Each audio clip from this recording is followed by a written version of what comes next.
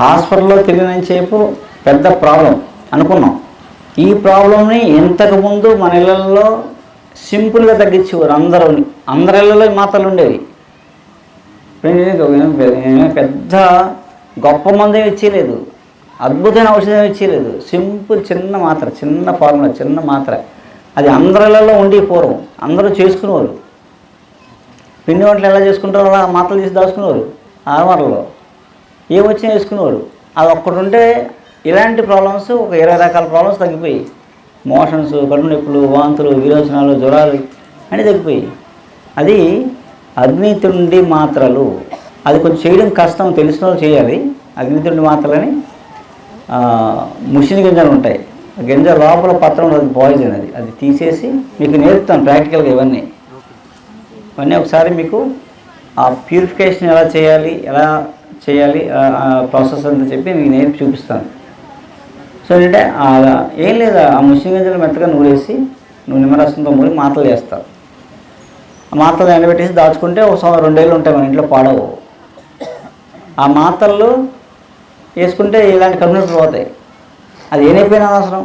ఇప్పుడు ఏనైపోయినా చెప్పాడు. ఎంత మోడర్న్ సైన్స్, ఇన్ని స్కాన్లు, ఎంఆర్ఐ స్కాన్లు కూడా చేసేసి, టాప్ మోస్ట్ స్కాన్స్ ఏమన్నా చేసేసి ప్రాబ్లం ఇదేని చెప్పగలిగారా? వాళ్ళు ఏమంటారు, టెస్టులు చేస్తే ప్రాబ్లం తెలుస్తుంది, దాన్ని బట్టి వైద్యం చేస్తాం అని టెస్టులు చేయాలి తప్పదంటారు. మనం కూడా అలాగే అనుకుంటాం. టెస్టుల్లో ఏం చెప్పినప్పుడు అదేం బిగుతారు. ఏమి ఇచ్చారు ట్రయల్స్, యాంటీబయాటిక్లు అన్నీ వేసారు. ఏం వేసినా సప్రెస్ మళ్ళీ. ఎందుకంటే అది సింప్టమాటిక్గా ఏదో ట్రీట్మెంట్ చేసి ఉంటారో ఏం తగ్గలేదు. అదే వచ్చాయంటే ముందు వెంటనే అవి ఇవ్వకుండా వామిటింగ్స్ పెద్ద ప్రాబ్లం. దానికి వామిటింగ్స్ కోసం పైత్యాంతరసం అని ఫస్ట్ మంది వేసాం. అది మీరు ఇళ్ళల్లో చేసేసుకోవచ్చు. పైత్యాంతరసం అది అల్లమని నిమ్మరసంతో చేసుకునేదే, సింపుల్. ఎర్రగా మెత్త మాత్రలు ఇచ్చాం కదా డబ్బాలు, అవి పైత్యాంతరసం. ఇలా అయ్యగానే ఒక్క డోసుతో వాంతులు తగ్గిపోతాయి. సంవత్సరాల నుంచి వాంతులు కూడా ఆ మాత్ర వేసుకుంటే అల్లం పేస్టు, నిమ్మరసం నూరేసి మాత్రలు వేసుకోవడం. అందులో ఇంకా వేరే ఫార్ములా లేకనా సింపుల్గా ఈజీగా మెత్తగా నూరి మాత్రలు చేసి అంగడి వేసుకుంటే, రోజు ఒకటి వేసుకుంటే వాంతులు తగ్గిపోతాయి, ఇండైజెషన్ తగ్గిపోద్ది. అలా మాత్రలు ఇచ్చాను ఫస్ట్, వాంతులు తగ్గిపోయి ఒక డోసుతో. తర్వాత మళ్ళీ వచ్చినప్పుడు పెయిన్గా ఇచ్చాను అగ్నితులు మాత్ర. అంటే పోయింది. ఇంతకీ మీకు స్కాన్ల ఖర్చు ఎంత అయింది, నా దగ్గర ఖర్చు ఎంత అయింది? దాదాపు నాకు 1.52 దాకా అయింది సార్. స్కానింగ్ అంటే హాస్పిటల్స్ మార్చాను, చేంజ్ అయితే. ఎంత అండి? 1.5 అంటే ఎంత? 1,50,000. 1,50,000. అదే అదే డాక్టర్స్ ఏమంటారంటే మీకు ఇన్సూరెన్స్ ఉందా, ఉంటే అడ్మిట్ అయిపోమంటారు. అట్లా నాకు అక్కడే కమర్షియల్ అని అర్థమైపోతుంది. కానీ ఏం చేయాలి, బాబు ఎమర్జెన్సీ ఎదురుగా పెట్టుకుంటే ఉండలేకపోతున్నాం, బాధ చూస్తే తట్టుకోలేకపోతున్నాం, ఎన్ని అడ్మిట్ చేయాల్సి వస్తుంది తప్పని పరిస్థితి. అదే ఇప్పుడు ఇలాంటి మాత్రలు ఒకటి ఫార్ములా అందరికి తెలిసింది అనుకోండి, హైదరాబాద్ సిటీలో చేసుకోవచ్చు. మీరు ఇళ్ళలో పెట్టినారనుకోండి, 1,50,000 మిగిలేది, టైం మిగిలేది, టెన్షన్ మిగిలేది. ఏంది ఎంత ప్రాబ్లం? మా దగ్గర ఎంత ఖర్చు ఏంటాడు? నా దగ్గర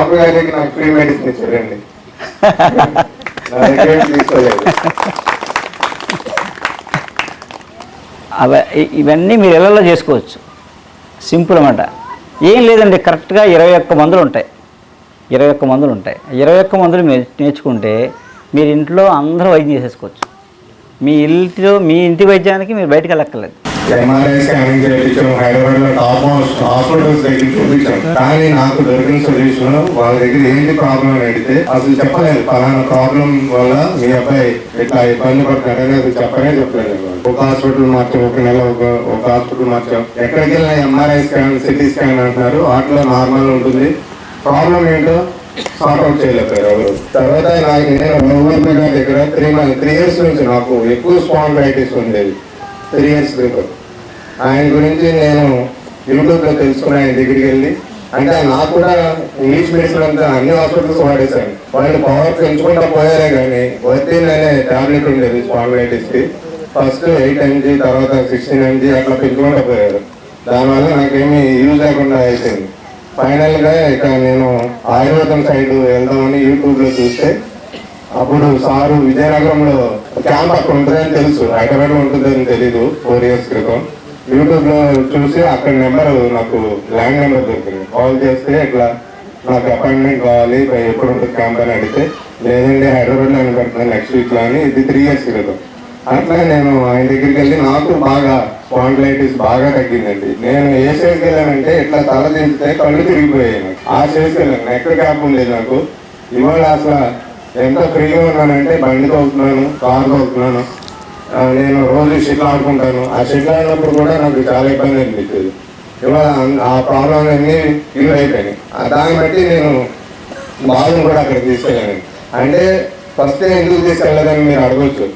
అంటే అది ఎమర్జెన్సీ. అంటే మిడ్ నైట్ 12 అయ్యేటప్పటికి బాబు ఏదైనా లిక్విడ్ అంటే 2 months లిక్విడే. అంటే డాక్టర్ దగ్గరికి వెళ్తాం, అంత పెద్ద కాంప్లికేషన్ అనుకోలేను. డాక్టర్ దగ్గరికి వెళ్తాం, యాంటీబయాటిక్స్ వాడుతున్నారు. అట్లా యాంటీబయాటిక్స్ వాడిన సేపు బాగానే ఉంటున్నాడు. అంటే పెయిన్ రావట్లేదు, వామిటింగ్స్ రావట్లేదు.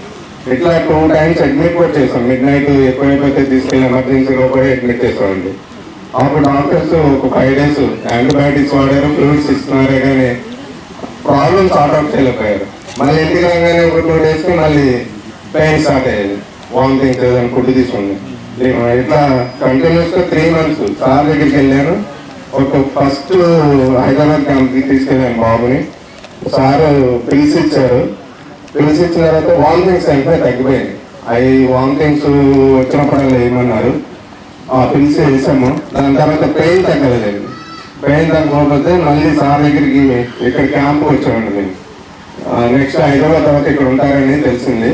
ఇక్కడ సార్ ఒక హైదరాబాద్ తగ్గకుండా వస్తామని అంటే 3 రోజులు ఇండియా రండి అని ఇక్కడికి పిలిచారండి మమ్మల్ని. గాల్రాడ 3 రోజులు ఉన్నామండి ఇక్కడ. ఇక్కడికి వచ్చి ఆ మెడిసిన్ పడిన నుంచి వామిటింగ్ లేదు, పెయిన్ కూడా లేదండి. అసలు అది ఎట్లా తగ్గిందో ఏమైందో అసలు ఏ మెడిసిన్ ఇచ్చారో మాకు తెలియదు. అన్ని హాస్పిటల్స్ తిరిగిన వాళ్ళు, నేను మా మిసెస్ 3 రోజులు ఉన్నాం ఇక్కడ వచ్చి బాబుని తీసుకొచ్చి. అసలు ఎట్లా పోయిందో పెయిన్ అంత ముందు వరకు ఎన్ని మెడిసిన్ అంటే అడ్మిట్ కూడా చేసాం. టాప్ మోస్ట్ గ్యాస్ హౌసెస్ దగ్గర కూడా తీసుకెళ్ళాను. అయినా రికవరీ అవ్వాలి. బాబు వీక్ అయిపోయాడు. అసలు 3 months స్కూల్కి వెళ్ళలేదండి.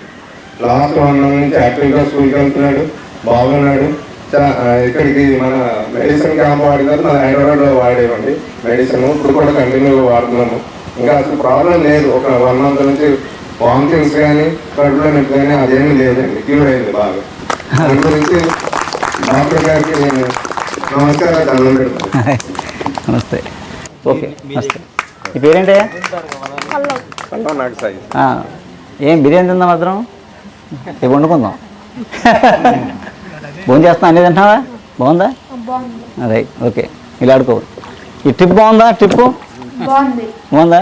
Right, okay. నమస్కారం.